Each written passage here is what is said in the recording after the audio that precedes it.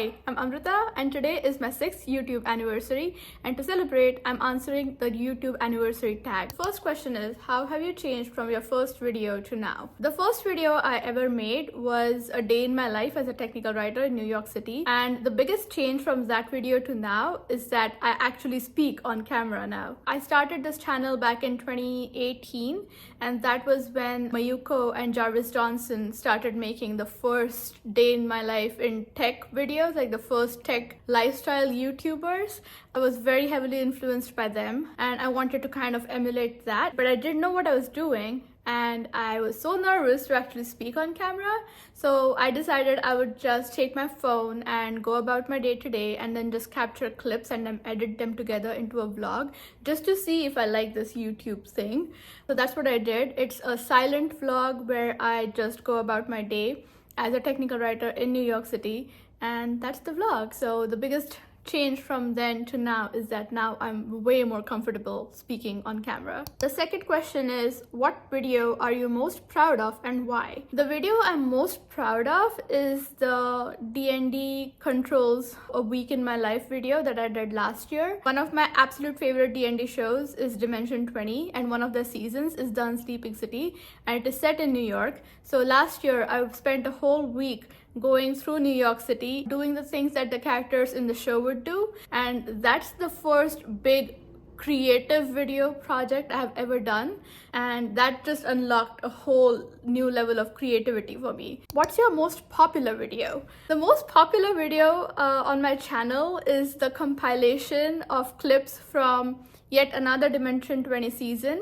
Mentopolis. Hank Green was a guest on that season. I wanted to do like a compilation of his clips just for my sake, and then I put it on the channel because why not?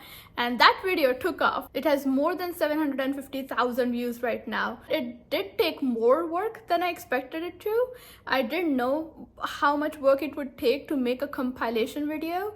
That was another one of my experiments, like creative experiments of the year. It was a lot of fun to make. It was comparatively easier than the other videos I have made, and it's the most popular video so far. So yay, experiment successful. What was an unexpected surprise of being on YouTube? Realizing that I do have a creative side. I'm an engineer. I think in logic and systems and very cut and dry mindset. But being on YouTube, I've discovered that I do enjoy creative projects. So that self-realization has been the biggest surprise of being on YouTube. The next question is, what's the hardest thing about creating videos for YouTube?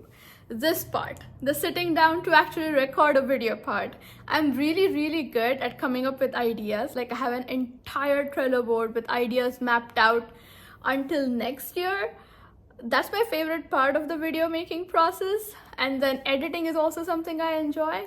But sitting down and actually recording a video takes a lot of time and just self-motivation and pep talks to make myself do it. So this is the hardest part of being on YouTube. Thoughts on equipment. What has been the most useful piece of equipment you have bought? I'm a minimalist when it comes to equipment. All I have is an iPhone that I'm recording on right now, and then I have the DJI gimbal that I really like. Have you had to deal with negative feedback or comments? How did you handle it? I think 99.9% of my comments are really positive and supportive. There is always going to be that occasional troll. I watched a video by this musician who was talking about longevity on YouTube, and one thing that he said really resonated with me and it has stuck with me ever since.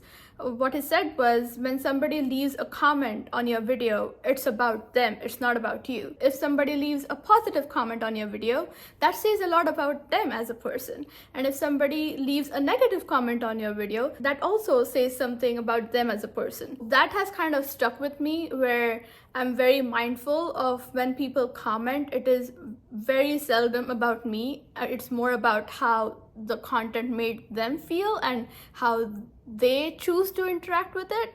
And that mindset has really helped keep a balance of not getting too carried away with positive comments and then also not letting the negative comments get to me. Final question is, what advice would you give to someone thinking of starting YouTube? Just do it. At least for the first, I would say 100 videos, not many people are going to care about you. And that's okay, because you will be bad at the beginning. That's kind of the whole point. You develop taste before you develop skill. And right now you have taste in what kind of content you like to consume and what kind of content you would like to make, but it is going to take you a long time to develop the skill to match that vision.